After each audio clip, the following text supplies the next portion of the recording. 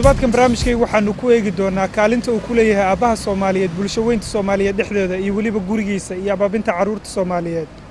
sidaynu ka wada warhaynaba waxa jira dhalinyaro Soomaaliyeed oo ku dayacan dariiqada magaalada London iyo gaar ahaan xabsiyada magaalada London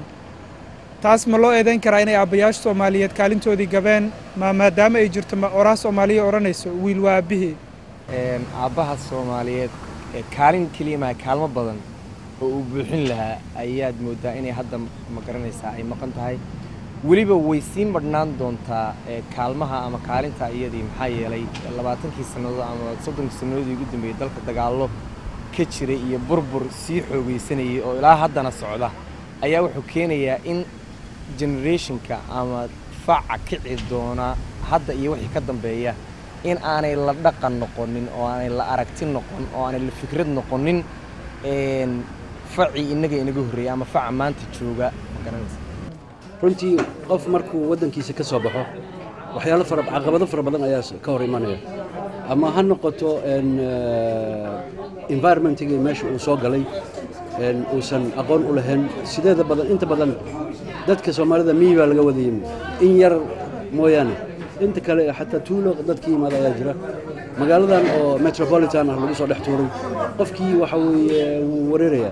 aabbe Afrika ka yimi ikhyaarku ku yimana aabbe kuma aha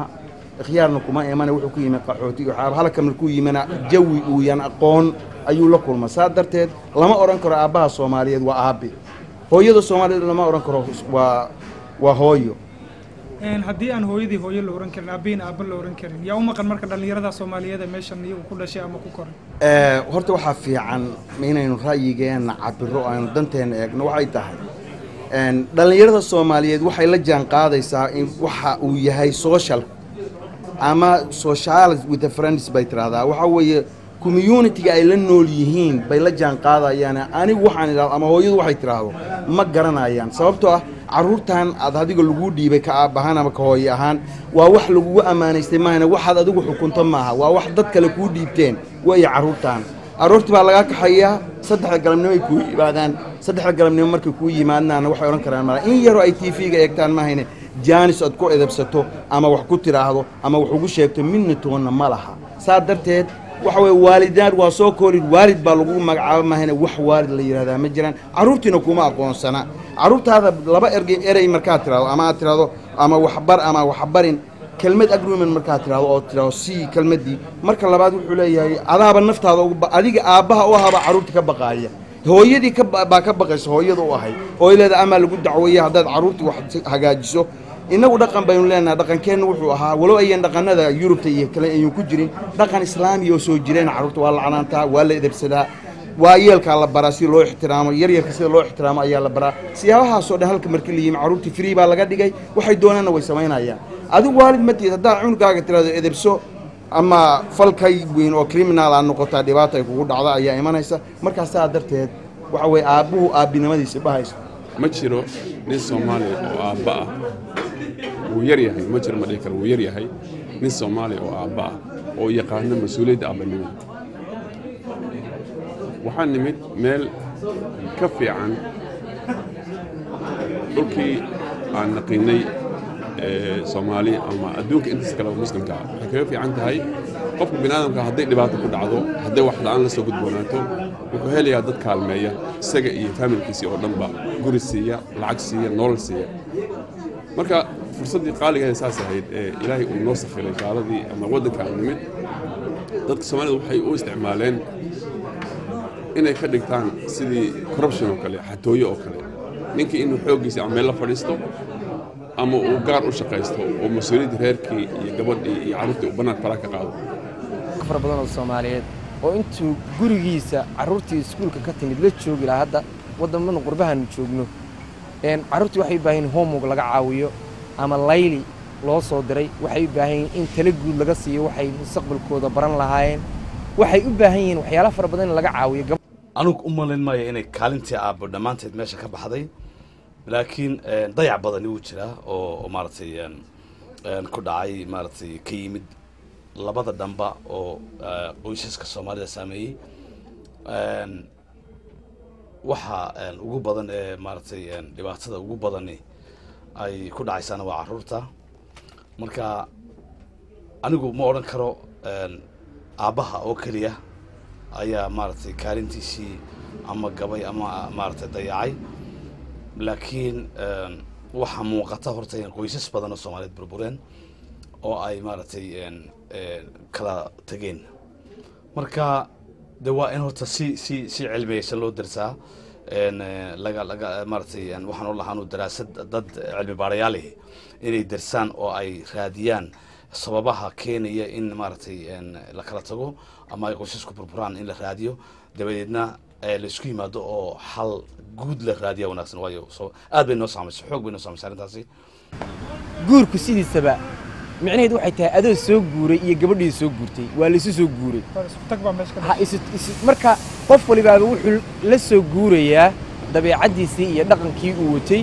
wuxuu la soo guurayaa wax allaala wixii macnihii isagu rabay baahi haysay buu la soo guurayaa oo doonayaa in baahida iyada la kafeeyo dadku waxay moodaan baahidu inay tahay ma garanaysaa lacag laysa siiyo iyo arrimaha gogosha iyo maaha baahidu hadal baa loo baahan yahay in la wada hadlo in la wada sheekaysto yaa loo baahan yahay waddankanna haddii aan la wada hadal reer lama dhisi karo lamana dhaqi karo wax kasta waxay ku xidhan wada hadalka iyo wada socodka iyo in laysa siiyo information iyo xog laysa siiyo iyo baan in la iska warhayo ninkii isaga ahaa ma doonayo markaa inuu ooridii ama reerkii uu ka warhayo wuxuu doonayaa inuu ka soo sheekeeyo maqaayadda afar saaxiibadii ay ka sheekeynayaan taasoo runtii ku ah xaq darro ma garanaysaa gabdho fara badan oo Soomaaliyeed labada qof haddaanay iyagu dhan wada socon oo aanay iskaashan oo aanay maaragtay wax wada qabsan meel ma gaarayaan in la istiriro oo la isdagaalana xal maaha in maaragtay la isku cadow ahaado oo la isla ficiltamo oo qofka kale maaragtay la xafiltamaana de xal maaha oo maaha labada qof ma kala badanayaan iyagu ma guuldarraysanaya waxa guuldarraysanaya maaragtay wixii ka dhaxeeyay oo carruurtoodii ah waxa guuldarraysanaya qoyskii Soomaaliyeed ee maaragtay ahaa asaaska maaragtay ummadda society-ga ama maaragtay mujtamaca Soomaaliyeed haba burburaya marka labada qof cadow isku ma ahe nastaxna isku noqdaan ayaa wanaagsan waxaan isleeyahay ilmaha Soomaalida wixii halaabay maaha isaga folkiisa waa aabbaha iyo hooyada folkooda wixii toosayna waa wax Ilaahay subxaanahu wa ta'aala toosiyay dadkuna waxay ka tageen laba shay oo muhiim ah marka hore diintii bay ka tageen qofku inuu xun sheego inuu xalaal cuno inuu sharaftiisa ilaashado waa diinteenna markii labaad ka tageen culture-gii ahaa dadku inay isbadbaadiyaan oo nin kastoo Soomaaliya hadduu arko ilmo dhalinyaro ah oo rag iyo dumar ah inuu adeerow dhaho oo waxan waa qalad dhaho oo uu u sheekeeyo oo soo dhaweeyo uu ka leexday ka wuxuu keenay inuu ama caayo oo hadalku ku dhaho ama dhinaca ka qabsado oo iska dhaho soo marka dhalinyaradii ma aysan iyagu maaha faultigooda laakiin nasiibka ayaan saacidin iyo waqtiga oo meel gaalahana way ku koreen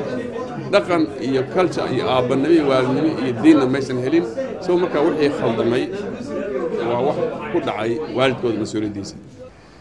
dhalinyartan wadooyinka taagtaagan aabbayaashu kaliya maaha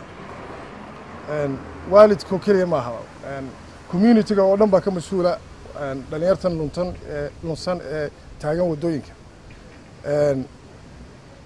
waxa weeye in la isla kaashado waalidka community-ga booliiska iskuullada intaasoo dhan inay isla kaashadaan weeyaan si dhalinyarta loo badbaadin lahaa waxa weeye isbaabi'inay baan odhanaya anigu aabe ayaan ka mid ahaa aabbayaasha ayaan ka mid ahaa isbaabi'inay ee aynu isdaba qabanno waxa haray inaynu daba qabanno oo badbaadinno ayaan aabbayaasha Soomaaliyeed iyo hooyooyinka Soomaaliyeed u sheegaya intaas ayaan leeyahay ragga waxaan leeyahay waraga guri waa haween hoggaanka qabta gabdhaha Soomaaliyeed waa gabdho karti badan waa gabdho sharaf badan waa gabdho macnihii aan ilaahay inagu galaday haddii ragga Soomaaliyeedna maxay yeelay quality-ga gabdhaha iyo quality-ga ragga marka la isu eego tayada gabdhaha ayaa aad u sareyso ragga aad uga sareyso marka waxaan leeyahay war gabdhaha aynu hananno gabdhihii waxay u baahan yihiin waxanta aynu hananaan leeyahay ma ogtahay hidiya dhaqanku waa hubantideennii adiguna hablaha maanta waad ugu horreysaaye halbowlaha wadnaha iyo bogaad igaga taalaaye halse iga dardaarana ayaan kuu holinayaaye ogow gacmo aan is haysan ogow isku hiilin waaye ogow guulma haybsadaan fikradaha kala duwan ee ka imanaya aabbayaasha Soomaaliyeed iyo bulshooyinka Soomaaliyeedba waxaad moodahay inaynu qofna dhaliisha rabta uusan qaadanaynin balse su'aasha isweydiinta mudani waxay tahay hadday aabbayaashu diideen inay dambi leeyihiin maxaa ugu wacan carruurta Soomaaliyeed dariiqada taagan iyo kuwa waliba ku dhibaataysan waddanka gudihiisa